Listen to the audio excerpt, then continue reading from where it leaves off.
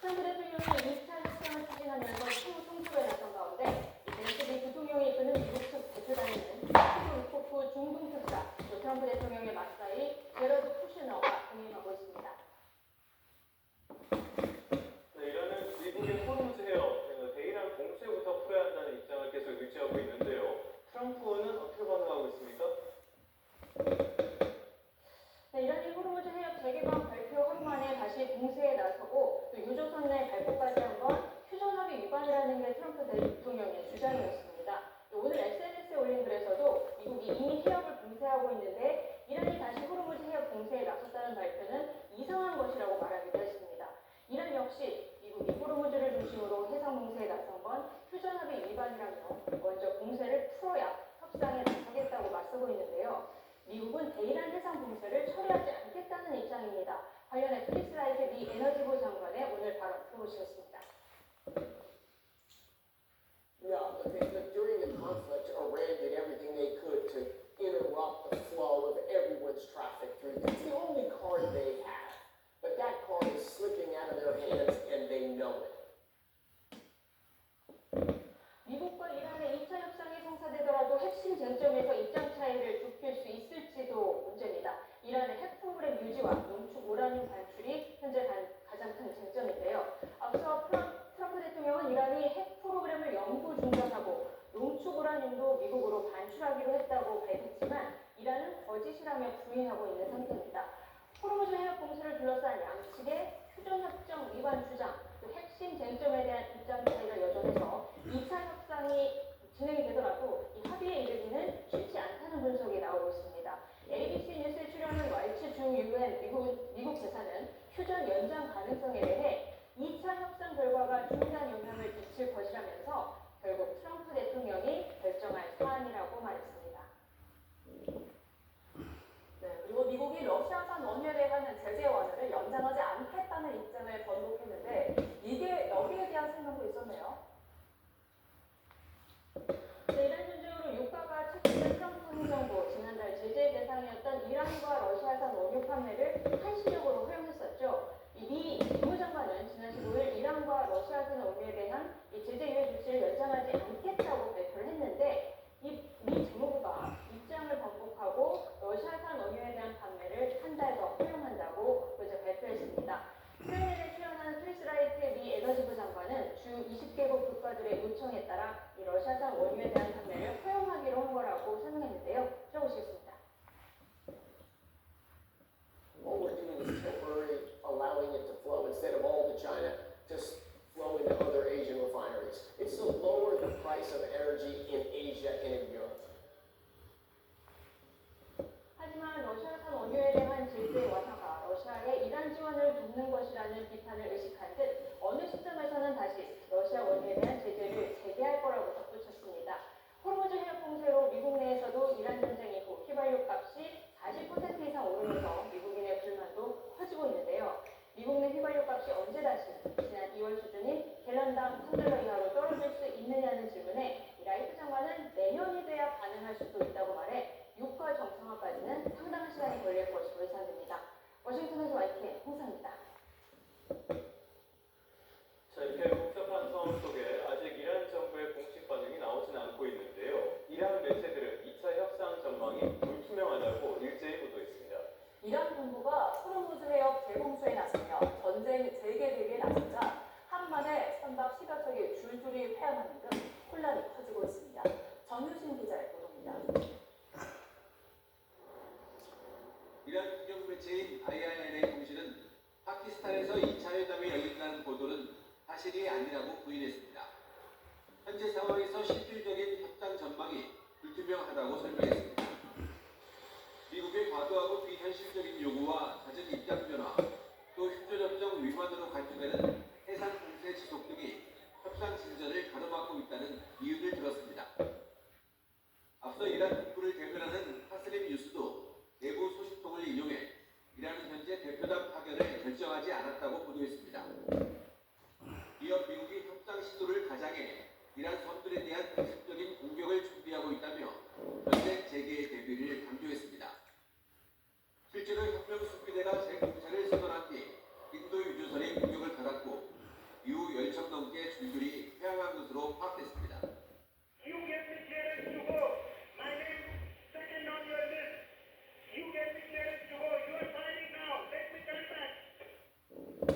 특판단을 이끄는 모하마드 갈리바프 의회 의장은 그동안 협상에 일부 진전이 있었다면서도 최종 합의까지는 멀다고 선을 그었습니다.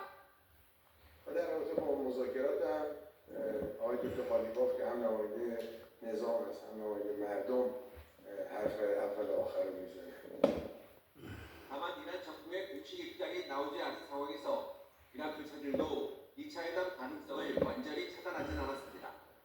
중재국인 파키스탄의 샤리프 총리는 해제 실패한 이란 대통령과 전화 통화하며 미국과 2차 회담에 응하도록 막판까지 총력을 기울이는 모양새입니다. YTN 정신입니다. 예멘의 친이란 반군 후티가 홍해 관문을 차단할 수 있다고 또 한 번 위협했습니다. 이란의 호르무즈 해협 대공수에 이어 미국까지 막힐 경우 중동산 원유 수송로가 동시에 막히는 사태가 현실화할 수 있다는 우려가 나옵니다. 런던에서 조수현 특파원이 보도합니다.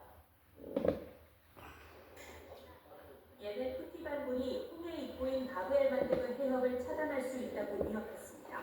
이곳을 봉쇄하기로 결정할 경우 어느 세력도 다시는 열 수 없을 것이라고 밝혔습니다. 호르무즈 해협을 다시 봉쇄한 이란군의 조치에 가세해 글로벌 물류에 또 다른 길목을 거론하고 나선 겁니다. 이란 최고 지도자 고문도 호르무즈와 말라카 해협뿐 아니라 바브엘 만드브까지 자신들의 영향력 아래에 있다며 어떤 허튼 짓도 연쇄적 대응으로 이어질 거라고 경고했습니다. 이에 맞서 미군은 최근 세계 최대 선추진 항모 제럴드 포드호 수리를 마치고 홍해로 다시 복귀시켰다고 외신들이 전했습니다. 홍해 입구에 위치한 바브엘 만데브 해협은 예멘 남서부와 지부티 사이 수로로 전 세계 해상 무역량의 10%가 지나는 유충지입니다. 호르무즈 해협과 함께 봉쇄될 경우 중동산 원유 수송로가 동시에 막히게 되는 것이어서 2차 협상을 앞두고 긴장이 고조되고 있습니다. 이런 가운데 일시적인 휴전에 들어간 레바논에서도 불안한 상황이 이어지고 있습니다. 헤즈볼라의 소행으로 추정되는 공격으로 레바논 주둔 유엔 평화유지군에 계속된 프랑스군 1명이 사망하고 3명이 다치는 사건도 발생했습니다. 이스라엘은 휴전 중에도 헤즈볼라의 위협이 있다면 전면적인 군사행동에 나서겠다고 밝혔습니다. הנחינו את צה"ל לפעול בכל העוצמה, גם מהיבשה וגם מהאוויר וגם במהלך הפסקת האש כדי להגן על חיילי לבנון מפני כל איום. 이스라엘과 레바논은 지난 17일부터 열흘간 휴전에 돌입했지만 산발적 군사행동과 함께 이스라엘 내각 안에는 군사작전을 계속해야 한다는 강경론도 이어지고 있습니다. 런던에서 YTN 조수현입니다. 자, 이런 상황들이 겹치면서 호르무즈 해협의 개방은 기약 없이 미뤄지고 있습니다. 다시 열린다고 해도 이전처럼 완전히 정상으로 돌아가려면 여러 달이 걸릴 거란 전망이 나옵니다. 김정욱 기자입니다. 전 세계 해상 안전 보안 기준을 정하는 유엔 전문 기구인 국제해상기구 IMO의 아르세니오 도밍게스 사무총장은 최근 이딴 언론 인터뷰에서 호르무즈 해협 봉쇄에 관한 우려를 전했습니다. 이란과 미국이 막은 해협을 다시 전면 개방한다 해도 자유로운 선박 통행과 무역 정상화까지는 몇 주일, 길게는 수개월이 걸릴 거라고 말했습니다. 미래 제거를 지원할 수 있는 나라들과 함께 제거 체계를 구축하고 실제 제거를 하는데 상당한 시일이 걸릴 것으로 예상되기 때문입니다. 도밍게스 총장은 안전이 확보되는 대로 선박 2,000척과 선원 2만 명을 단계적으로 대피시킬 계획이라고 밝혔습니다. 정상적인 무역 체계는 그 이후 이뤄질 거라는 설명입니다. 도밍게스 총장은 이란과 미국의 해협 막들 봉쇄와 통행료 징수 가능성도 함께 비판했습니다. 법적 근거가 없는 통행료가 도입된다면 해운업계에 매우 나쁜 선례가 될 거라며 각국이 국제법에 반하는 통행료 징수에 가담하지 말라고 촉구했습니다. There's no legal mechanism that allows a country, any country, to either block or introduce a payment or a toll system on an international strait that deals with international navigation. 더불어 호르무즈 해협에서 IMO가 결정한 분리 항로 방식이 현재 적용되고 있지 않은 것으로 보인다며 전쟁 이후 변경됐다면 이란과 오만이 즉시 협의에 나서야 한다고 지적했습니다. 앞서 1968년 IMO와 이란, 오만은 선박 충돌을 막기 위해 호르무즈 해협 좁은 수로에 이 출항 항로 후 그 사이에 약 3.2km 너비 완충지대를 두는 분리항로를 공식 채택했습니다. YTN 김종입니다.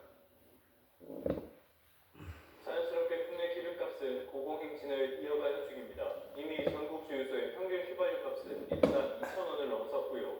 주말에도 소폭 상승했습니다. 이란이 호르무즈 해협을 다시 봉쇄하고 나선 탓에 국제유가는 상승 추세로 전환할 것으로 전망돼 국내 기름값 상승 압박은 더 커진 상황입니다. 정현우 기자의 보도입니다. 전국 주유소 평균 휘발유 판매 가격이 리터당 2,000원을 넘긴 시점은 지난 금요일. 주말 사이에도 소폭이지만 상승 추세는 이어졌습니다. 휘발유 값이 제일 비싼 서울의 경우 2,030원 후반대에 들어섰고 경기와 제주, 강원, 충청 지역이 휘발유 가격 2,000원 지역에 포함되어 있습니다. 전국 평균 경유 가격도 계속 비싸지며 2,000원 선 통리까지 올라온 상태입니다. 그나마 현지 시각 17일 이란이 호르무즈 해협을 개방한다는 소식은 국제유가를 최대 11% 떨어뜨리며 숨통을 틔워주나 했습니다. 하지만 하루 만에 해협 재봉쇄로 선회하면서 국제유가는 개장 이후 하락분을 다시 만회할 가능성이 커 보입니다. 결국 통상 2, 3주인 시차를 두고 국내 주유소 가격에 반영돼 기름값 상승폭을 더욱 키울지 우려가 나오는 상황입니다. 이러한 여건 속 정부는 원유 수입경으로 가변화 등을 통해 계속 한로를 모색하고 있습니다. 김정관 산업통상부 장관은 언론과의 인터뷰에서 비중동 지역 원유 도입 비중을 늘릴 계획이라고 밝히면서 세계 최대 원유 수출국인 미국 원유의 도입량이 커지는 방향이 불가피하다고 설명한 것으로 전해졌습니다. 이런 가운데 정부의 4차 석유 최고가격 고시도 오는 24일로 다가오고 있습니다. 3차 때 가격을 동결한 이후 국내 기름값은 계속 상승하는 추세였기에 정부는 이번에 최고 가격을 상향하는 방안을 두고 고심이 깊을 것으로 보입니다. YTN 정입니다. 식품의약품안전처가 특별 단속반을 투입해서 품귀 현상이 빚어진 주사기 매점 매석 행위를 단속합니다. 식약처는 주사기 등 매점 매석 행위 금지에 관한 고시가 시행된 지 5일이 지나 오늘부터 특별 단속에 들어갈 예정이라고 밝혔습니다. 주요 점검 대상은 입고량 대비 판매량이 적거나 많은 재고량을 유지하고 판매 가격을 지나치게 높게 정하는 등 매점 매석이 의심되는 업체들입니다. 이렇게 중동전쟁이 길어지면서 우리나라의 농업의 타격도 상당히 심각합니다. 특히 상추 농가는 포장재 가격 상승에 더해 수요 감소로 위기를 맞고 있습니다. 이윤재 기자의 보도입니다. 온실 속에서 푸릇푸릇한 상추가 자랍니다. 2,000제곱미터 남짓한 스마트팜에서 자란 상추는 매주 식당이나 납품업체로 출하됩니다. 상추는 이렇게 잎이 부드럽고 쉽게 무르기 때문에 오래 보관할 수 없습니다. 그래서 작은 상자에 담아서 수시로 출하하는데 포장재 가격 부담이 만만치 않습니다. 그런데 중동전쟁 여파로 석유화학 제품 가격이 오르면서 포장 비닐과 상자가 15에서 20% 올랐습니다. 생산비 부담은 늘었는데 상추 가격은 그대로라 부담이 커진 겁니다. 지금 뭐 비닐이라든지 박스라든지 기존 가격의 한 15에서 한 20% 지금 오른 상태고 다른 것도 뭐 자루라든지 이런 게 이제 석유화학 제품 이런 거는 지금 거의 다